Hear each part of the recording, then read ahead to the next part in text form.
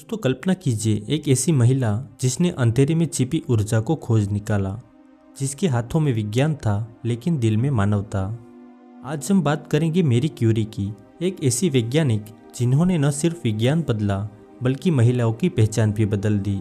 Marie Curie का जन्म 7 नवंबर 1867 को पोलैंड के वारसा में हुआ। उनका परिवार शिक्षक था लेकिन घर के हालात बेहद खराब थे। मेरी जब 10 साल की हुई तो अचानक उनकी मां की मौत हो गई और कुछ ही सालों में एक गंभीर बीमारी से उनकी बहन की भी दर्दनाक मौत हुई। इन सभी तकलीफों के बावजूद मेरी पढ़ना चाहती थी, लेकिन उस समय पोलैंड में रूस का शासन था, इसलिए महिलाओं को पढ़ने की इजाज़त नहीं थी। लेकिन मेरी ने हार नहीं मानी। वो चोरी छिपे फ्लाइंग यूनिवर्सिटी में पढ़ाई करती थी। इसके बाद मेरी ने पढ़ाई करने के लिए पेरिस जाने का मन बना लिया। साल 1891 में मेरी पेरिस पहुंची। पेरिस जाने के बाद मेरी की तकलीफें बढ़ने लगी। उनके पास न पैसे थे और न ही अच्छे कपड़े। वहां पर उन्होंने सरबोन यूनिवर्सिटी में पढ़ाई शुरू की।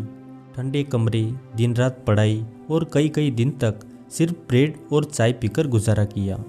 यहीं पर उनकी मुलाकात हुई पियरे से। वो भी वैज्ञानिक थे, तो विज्ञान ही दोनों की प्रेम की भाषा बना। धीरे धीरे दोनों का प्यार बढ़ने लगा और साल 1895 में दोनों ने शादी कर ली थी।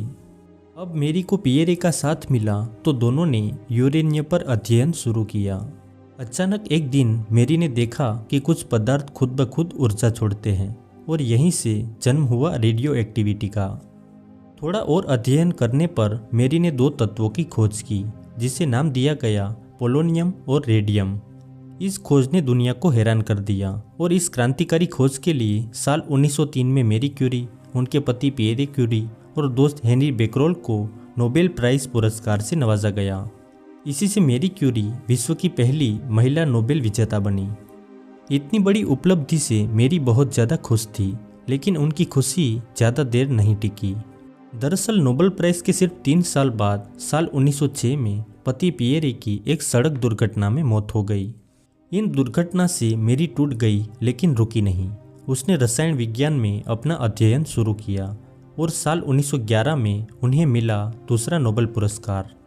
इससे मेरी क्यूरी दुनिया की पहली इंसान बनी जिसने भौतिक विज्ञान और रसायन विज्ञान दोनों में नोबेल जीता। प्रथम विश्व युद्ध के दौरान भी मेरी ने मोबाइल एक्सरे यूनिट बनाया था, जिसकी मदद से उन्होंने खुद गाड़ियाँ चलाई और घायलों का इलाज कराया, जिससे हजारों सैनिकों की जान बची थी। मेरी क्यूरी रेडियो एक्टिव पदार्थों के खतरे से अनजान थी। वो बिना किसी सुरक्षा के रेडियम के साथ काम करती रही। धीरे धीरे उनका शरीर कमजोर होता गया। इसी रेडिएशन से उन्हें एप्लास्टिक एनीमिया नाम की बीमारी हो गई और अत्यधिक रेडिएशन से आखिरकार उनकी मौत हो गई।